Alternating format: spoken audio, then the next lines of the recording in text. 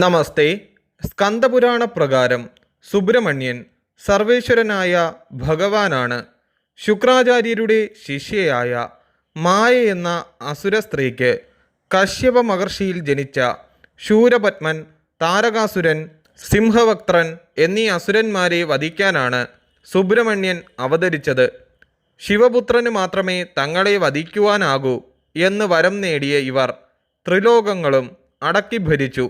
ദേവന്മാരുടെ അഭ്യർത്ഥന പ്രകാരം ശിവൻ പാർവതിയെ വിവാഹം കഴിക്കുകയും ചെയ്തു.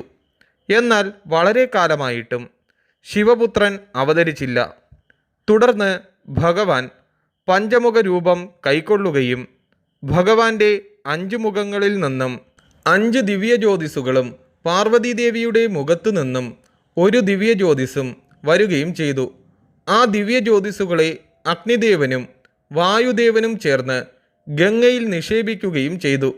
ഗംഗ ശരവണ പൊയ്കയിൽ എത്തിച്ച ആ ദിവ്യജ്യോതിസുകളിൽ നിന്നും 6 മുഖങ്ങളോടെ സുബ്രഹ്മണ്യൻ അവതരിക്കുകയും ചെയ്തു. മഹാവിഷ്ണുവിൻ്റെ നിർദ്ദേശപ്രകാരം കാർത്തിക നക്ഷത്രത്തിൻ്റെ അതിദേവതമാരായ 6 ദേവിമാർ സുബ്രഹ്മണ്യനെ വളർത്തുകയും ചെയ്തു. അതിനാൽ കാർത്തികേയൻ എന്ന പേര് ലഭിച്ചു. ദേവസേനാധിപതിയായി അഭിഷേകം ചെയ്യപ്പെട്ട സുബ്രഹ്മണ്യൻ ശൂരപത്മൻ, താരകാസുരൻ, സിംഹവക്ത്രൻ എന്നീ അസുരന്മാരുമായി യുദ്ധത്തിൽ ഏർപ്പെടുകയും അവരെ വധിക്കുകയും ചെയ്തു. ദേവസേന, വള്ളി എന്നിവരാണ് പത്നിമാർ.